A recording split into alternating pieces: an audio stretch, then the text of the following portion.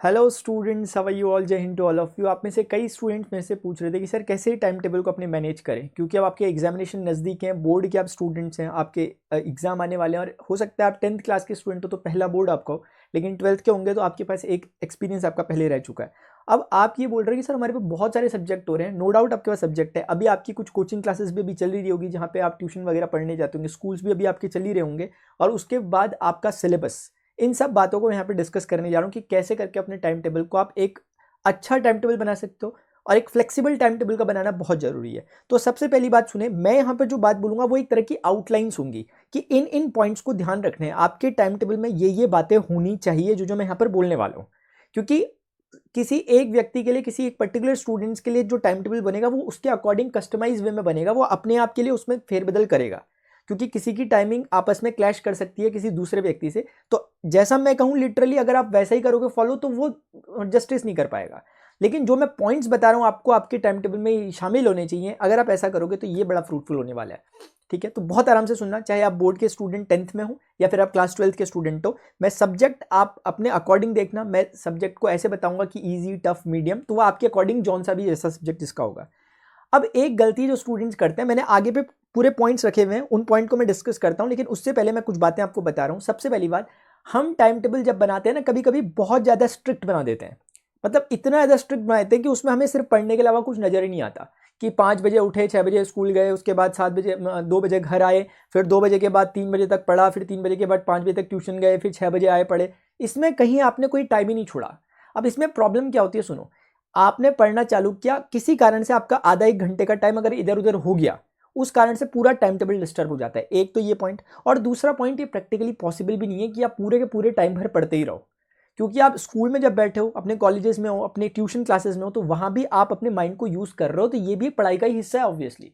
तो आप ऑलरेडी इतना पढ़ रहे हो, 6 घंटे स्कूल में, 2-3 घंटे अपने ट्यूशन वगैरह में। तो अगर आप 3-4 घंटे भी निकाल लो अपने आप के लिए, तो ये 3-4 घंटे बड़े ही इफेक्टिव होंगे, बहुत ही फ्रूटफुल होंगे और बड़ी ही क्वालिटी आवर्स होंगे। इन्हीं पे हमें फोकस करना है, ये 3-4 घंटे जो आपको सेल्फ स्टडी के लिए मिलते हैं। इसी में आप अपना रिवीजन वगैरह भी करोगे और जो चीज़ें आपकी छूट गई है उनको भी कवर करोगे। ठीक है, तो आपको पता है एक बार गौतम बुद्ध जब बुद्ध नहीं बने थे, जब वो सिद्धार्थ थे, उस समय ना वो जब सत्य की तलाश में घूम रहे थे इधर उधर, तो उन्होंने क्या किया, एक बार उनको लगा कि यार उपवास रखने से शायद भगवान मिल जाते होंगे। जैसे लोग कहते हैं ना कि व्रत रखे, तो उन्होंने क्या किया कि उपवास रख लिए बहुत तगड़े वाले, और इतने दिनों तक वो भूखे रहे कि उनकी बॉडी बहुत कमजोर हो गई। अब इतनी कमजोर हो गई थी कि बिल्कुल, मतलब अब कुछ और दिन भूखे रहते तो शायद वो बचते भी ना, इतनी कमजोर हो गई बॉडी उनकी। वहीं से एक ग्वालन जो गाय वगैरह पालते हैं, वो उनका एक, वो लोग जा रहे थे, उसमें से एक ने देखा, उसने बोला यार ये तो बड़ी गलत बात है, ऐसा तो नहीं करना चाहिए। उसने एक डायलॉग बोला जो सिद्धार्थ को बात जम गई। वो डायलॉग उन्होंने ये कहा था, उन्होंने कहा था जैसे कि वीणा के तार में, यानी कि वीणा यानी कि जो गिटार आज की डेट में आप समझ लो लगभग उस तरह की चीज, यानी जैसे म्यूजिकल इंस्ट्रूमेंट गिटार को समझ लो एक बारी के लिए एग्जांपल के लिए, उसकी स्ट्रिंग्स जो होती है वो बहुत ज्यादा टाइट अगर हो जाए तो भी संगीत नहीं आता, और अगर वो बहुत ज़्यादा ढीली हो तो भी संगीत नहीं आता। ट्यूनिंग करनी पड़ती है। अगर आप म्यूजिक से रिलेटेड कोई भी स्टूडेंट है, नहीं भी है तो ये बात शायद समझ पा रहे होंगे, ट्यूनिंग करनी पड़ती है इंस्ट्रूमेंट्स की, चाहे वो तबला हो, चाहे वो आपका हारमोनियम हो, चाहे वो आपका गिटार हो, चाहे वो कुछ भी हो। यानी ट्यूनिंग के बिना काम नहीं बचता, काम नहीं बनता और संगीत नहीं बचता। इसीलिए जरूरी है कि अपना टाइम टेबल जो हम बनाएं वो कैसा हो, फ्लेक्सिबल हो, यानी बहुत ज़्यादा रिजिड भी ना हो और बहुत ज़्यादा ऐसा भी ना हो कि बिल्कुल ढीला पड़ा हुआ कि उसमें कहीं पढ़ाई का जिक्र नहीं हो रहा। एक एक करके पॉइंट देखते हैं जो मैंने आपके लिए यहाँ पर डिफाइन करे हुए हैं। और अभी तक जितने स्टूडेंट्स को, जितने एस्पिरेंट्स को मैंने पढ़ाया, आप तो बोर्ड के लिए पढ़ रहे हैं, मैंने ऐसे स्टूडेंट्स को ही पढ़ा रखा है जो कॉम्पिटेटिव के लिए प्रिपेयर करते थे और उन्होंने अच्छे से एग्जामिनेशन को क्रैक अगर किया था, तो उसका कारण यही कि उन्होंने कुछ सिंपल सिंपल बातों का ध्यान रखा है, बहुत हाइपर चीज़ें नहीं करनी होती है। अब इसमें इंपॉर्टेंट बात क्या होती है कि टाइम टेबल एक दिन का काम नहीं होता, ये आपको रोज फॉलो करना है। आपको बीच में बोरिंग सा भी लग सकता है, लेकिन आपको इसी को कंटिन्यूअसली फॉलो करना है, तो कुछ एक हफ्ते बाद आपको एक प्रैक्टिस में आ जाएगा और आपका डेली रूटीन बन जाएगा। आपको फिर बार बार सोचने की जरूरत नहीं पड़ेगी कि मेरे टाइम टेबल में क्या चीज़ है। देखो इधर में वो है कि आपने सबसे पहले अपने सब्जेक्ट की लिस्टिंग करनी है, यानी जो जो आपके पास सब्जेक्ट है। अगर आप 12th में पढ़ते हैं, आपके पास physics, chemistry, maths, Hindi, English, ये मेन सब्जेक्ट है। उसके अलावा आगे पीछे एडिशनल वगैरह जो होगा वो देख लेना। तो मोटे मोटे 5 सब्जेक्ट हो गए। आप 10th में पढ़ते हो, आपके पास मैथ्स है, साइंस है, सोशल साइंस है, हिंदी है, इंग्लिश है, ऐसे कुछ सब्जेक्ट आपके पास है। तो लगभग मोटा मोटा 5-6 सब्जेक्ट हमारे पास है। सबसे पहले उनकी लिस्ट रखो और उस लिस्ट को असेंडिंग या डिसेंडिंग ऑर्डर में लगाओ अपनी परफॉर्मेंस के अकॉर्डिंग। आपको लगता है कि यार हिंदी मुझे ठीक आती है, स्ट्रांग है, ज़्यादा मैं कम समय में भी अच्छा इसमें स्कोर कर पढ़ लेता हूँ या कर लेती हूँ, कम इनपुट में अच्छा आउटपुट आ जाता है, हिंदी को फिर अपनी लेस प्रायोरिटी में रखो। यानी ऐसा नहीं कि बिल्कुल जीरो कर देना है, लेकिन उसमें रखो कि इसके लिए ठीक है, जरूरत नहीं। फिर एक ऐसा सब्जेक्ट चुनो जिसमें आपको जब भी कोई कहता है कि प्रॉब्लम किसमें, सबसे पहले आपका नाम, उसी का नाम आपकी जुबान में आता है, या फिर जिसका नाम लेते ही आपको एक निगेटिव सी वाइब आती है। जैसे मैंने कहा मैथ्स,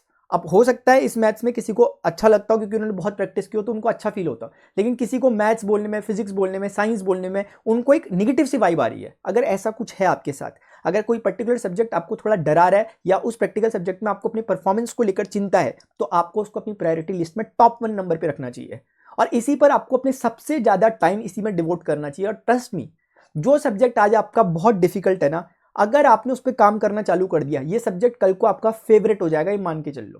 क्योंकि मेरे साथ प्रैक्टिकली ऐसा हुआ है। पहले मुझे 9th क्लास तक मैथमेटिक्स, फिजिक्स जैसी चीज़ें बहुत अजीब सी लगती थी, बहुत टफ लगती थी। मेरा दिमाग, क्या बताऊँ आपको, मन नहीं करता था पढ़ने का। मैं सोच रहा था कि जैसे जैसे 10th निकले उसके बाद अपना कॉमर्स वगैरह में चल लेंगे, ठीक है ना, क्योंकि मैथ्स और ये नहीं आएगी। लेकिन धीरे धीरे वो 10th के बोर्ड्स के चक्कर में, प्रेशर कहो या कुछ भी कहो, उस चक्कर में मैंने पढ़ना चालू किया और वहीं से धीरे धीरे इंटरेस्ट डेवलप हुआ और आज मेरा फेवरेट सब्जेक्ट बन गया। मैंने MSc फिजिक्स से कर लिया। आप मेरी बात समझ पा रहे हैं? तो ये है इंटरेस्ट, आपको ना उससे भागना नहीं है। जितना भागोगे उतना डर लगेगा आपको। आपने कभी देखा कि स्ट्रीट डॉग्स कभी आपके पीछे भागते हैं, गाड़ी चलाते रहते हो आप तो नहीं चलाते हो, लाइसेंस नहीं बना होगा, जो भी है, लेकिन अगर आप ना अपनी स्कूटी या फिर अपनी बाइक को और तेज कर दोगे, वो और तेज भागेंगे आपके पीछे। लेकिन जैसे ही आप अपने उसमें ब्रेक मारोगे तरीके से और रुकोगे, उसकी तरफ पीछे मुड़ के देखोगे, तो वो बेचारा चल देगा सर झुका के। वैसा ही यहाँ पर भी होता है। तो इसीलिए जो भी सब्जेक्ट आपको लग रहा है कि डिफिकल्ट है या आपको प्रॉब्लम दे रहा है, एक बार उसके सामने सीना तान के खड़ा हो जाओ और देख लो कि उस टॉपिक में ऐसी कौन सी चीज़ है जो नहीं आ रही। रिसोर्सेज हमारे पास बहुत सारे हैं, ठीक है। ऐसा नहीं कि मैं ही अकेला पढ़ा रही। यूट्यूब में आप जो भी सर्च करोगे आपको ऑटोमेटिकली मिल जाएगा। मैं अपने एंड से आपको 12th क्लास के स्टूडेंट को फिजिक्स 1 शॉट प्रोवाइड कर रहा हूँ और मैथमेटिक्स प्रोवाइड कर रहा हूँ।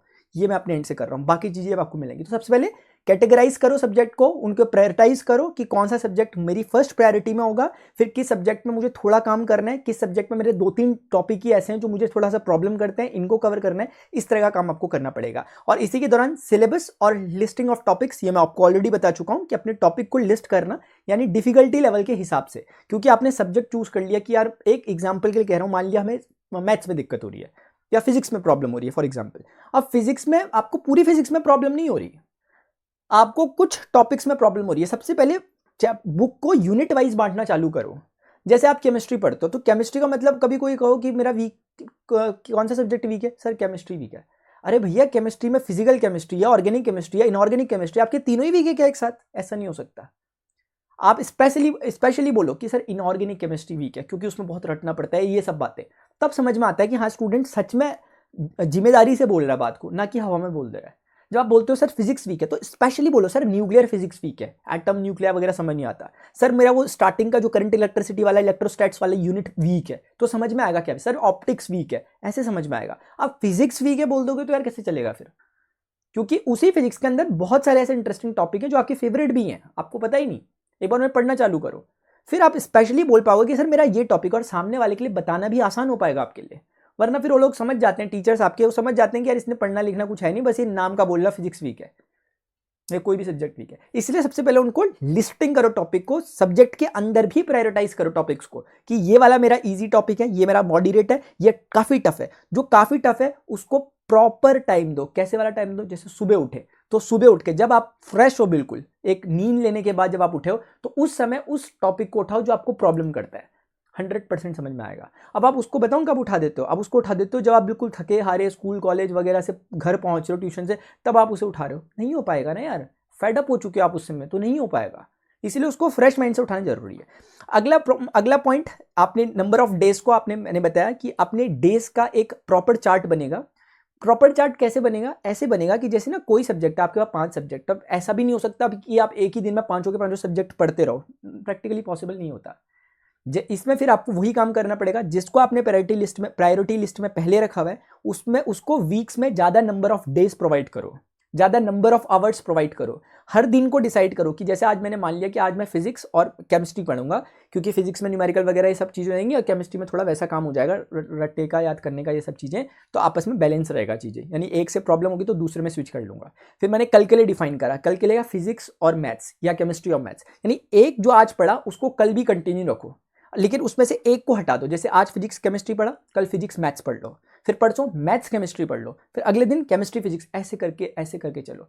एकदम से टॉपिक्स के बीच में इतना नहीं कि 3-3 4-4 दिन की आपका गैप आ रखा है, फिर भी कुछ नहीं हो पाएगा। फिर आप जितना पढ़ते रहोगे उतना भूलते भी रहोगे, ट्यूनिंग नहीं बैठ पाएगी। और एक एडिशनल टिप्स जो मैं देना चाहता हूँ, जो कुछ पढ़ रहे हो ना प्लीज़ आगे पढ़ो ना पढ़ो, लेकिन जो आज पढ़ा आपने, चाहे आपने वीडियो लेक्चर से पढ़ा, चाहे आपने बुक से पढ़ा, नोट से पढ़ा, कहीं से भी पढ़ा, उसको उसी दिन रिवाइज कर दोगे तो फायदे में रहोगे। अदरवाइज बहुत नुकसान झेलना पड़ता है, क्योंकि हम एक तो टॉपिक कवर कर रहे हैं, अपने सिलेबस कवर कर रहे हैं और देखते हैं पीछे मुड़ के सब भूल गए। तो वो तब होता है जब हमने किसी टॉपिक को 10 दिन 12 दिन या 5-6 दिन का गैप दे दिया, तो हम भूल जाएंगे 100%। ठीक है। और अपनी जो आपकी टू डू लिस्ट होती है, टू डू लिस्ट का मतलब कुल मिला के ये हुआ कि आपने ना प्लान कर दिया, आज सोने से पहले रात में प्लान कर दिया कि कल मैंने ये 5 चीज़ें करनी है। यानी मुझे फिजिक्स में फिजिक्स पढ़नी है, मैथ्स पढ़नी है, ठीक है, ये एक कैटेगराइजेशन हुआ। उसके बाद फिजिक्स में क्या पढ़ना है उस चैप्टर का नाम लिख दिया, मैथ्स में कौन सा चैप्टर पढ़ना है वो लिख दिया, फिर रिविजन क्या करना है वो लिख दिया। एक टू डू लिस्ट जिसमें 5-6-7 पॉइंट आपके हों। और अगले दिन जब आप बेड पे जा रहे हो सोने के लिए, फिर आप उन लिस्ट में से देख लो कि यार जो जो मैंने बोला था क्या क्या वो हो पाया। ये पहले दिन से नहीं हो पाएगा माय डियर, ये आपको शुरुआती 3-4 दिन आपको जबरदस्ती प्रैक्टिस करनी पड़ेगी। फिर 5वें दिन क्या होगा ना, जब आप सोने जाओगे ना, तो आपको लगेगा कि कुछ आज अधूरा सा रह गया। क्या अधूरा रहा? एक तो टू डू लिस्ट को चेक करना आज क्या किया, और एक कल की टू डू लिस्ट बनाना। ये 2 काम बहुत इंपॉर्टेंट होते हैं, ठीक है, क्योंकि जब आपकी पहले से प्लानिंग रहती है तो अगले दिन आप फिर उसी अनुसार काम कर पाते हो, उस प्लानिंग के अकॉर्डिंग। ठीक है। जैसा कि मैंने आपको पहले ही कह दिया कि रिवीजन को आपने करते रहना है, तो रिवीजन के लिए अलग से एक स्लॉट रखना है। जब आप रिवीजन करते हो तो अगर आपने किसी टॉपिक पे 1.5 घंटा लगाया, 2 घंटे लगाए, तो रिवीजन में इतना टाइम नहीं लगता। उसका revision max to max 15 minute में हो जाएगा या 10 मिनट में हो जाएगा, इतना ही टाइम लगता है। लेकिन अगर आपने आज रिवीजन स्किप किया, कल भी स्किप किया, फिर परसों फिर दोबारा से 2.5 घंटे पढ़ो उस चैप्टर को, फिर वो फ्रस्ट्रेशन का कारण बनता है। तो इसीलिए रिवीजन मस्ट है, ठीक है। और लास्ट में टेस्ट योर सेल्फ के लिए आपके पास, मैंने पहले भी बोला था, वो है सैम्पल पेपर्स जो भी आपके एग्जामिनेशन के हैं। क्योंकि आप अगर 10-15 साल पुराने क्वेश्चन पेपर देखते हो प्रीवियस ईयर, तो पैटर्न काफ़ी चेंज हो चुका है। अपने आप को उस पैटर्न में लाने के लिए आपके पास, अगर आप सीबीएसई बोर्ड से या जो भी स्टेट बोर्ड से रिलेटेड है, बिहार बोर्ड से, यूपी बोर्ड से, आप उस बोर्ड में जो भी आपका सैम्पल पेपर आया होगा आपकी वेबसाइट में, जो भी ऑथेंटिक वेबसाइट होती है, उससे टैली करो, उसके पैटर्न को समझो, ताकि आपको एटलीस्ट पता हो कि क्वेश्चन कैसे आते हैं, कितने एमसीक्यूज आते हैं, इसमें कितने लॉन्ग टाइप क्वेश्चन आते हैं, कितने रीजनिंग वाले क्वेश्चन आते हैं, ये सब आपको पता हो, कितने वैल्यू बेस्ड क्वेश्चन आते हैं। जब आपको पता होगा उसके अकॉर्डिंग ही आप प्रिपेयर कर पाओगे, ठीक है। और उसमें क्या करना है, सैम्पल पेपर। सैम्पल पेपर के लिए कौन सी बुक लगेगी, मैं 12th क्लास के स्टूडेंट्स को फिजिक्स और मैथमेटिक्स के लिए एक नेक्स्ट लेक्चर लूंगा, उसमें बता दूंगा। बाकी 10th क्लास के स्टूडेंट्स अगर यहाँ पर हों बाई चांस अभी तक अगर बोर्ड वाले, तो वो भी मुझे नीचे बता सकते हैं, ताकि मैं सेपरेटली एक वीडियो बना लूँ जिसमें मैं आपको स्ट्रिक्टली बताऊँ कि कौन सा आपके लिए जो सैम्पल पेपर है वो बेनिफिशियल रहेगा आपकी प्रिपरेशन के अकॉर्डिंग। और प्लीज़ अपने बोर्ड का नाम नीचे लिख देना। और अगर जो मैंने ये बातें आज आपको बोली हैं टाइम टेबल में, अगर आपने आज तक कुछ नहीं किया ऐसा कुछ, कोई टेंशन नहीं है, अभी बहुत सफिशिएंट टाइम हमारे पास है, बिल्कुल है। अभी बिल्कुल इतना टाइम बचा हुआ कि टॉपर से टॉपर स्टूडेंट अगर प्रैक्टिस नहीं करेगा वो नीचे गिर जाएगा, और जिसने साल भर ना भी पढ़ा, अगर वो अभी से भी ध्यान देना चालू करता है, वो बहुत अच्छे 95% तक एटलीस्ट ला सकता है, अगर वो अभी से भी चालू करता है तो। इसीलिए आप लोग प्लीज़, अगर आप इस चैलेंज को एक्सेप्ट करते हो, जो कि आपको सिर्फ 7 दिन तक कर रहे हैं टाइम टेबल, क्योंकि उसके बाद ये आपके बिल्कुल आपके हैबिचुअल आप इसके हो जाओगे, तो आप नीचे कमेंट सेक्शन में जरूर एक्सेप्टेड लिख देना, ताकि मैं समझ जाऊं कि हाँ आपने इसको एक्सेप्ट किया, इस चैलेंज को, इस टाइम टेबल वाले 7 डेज चैलेंज को।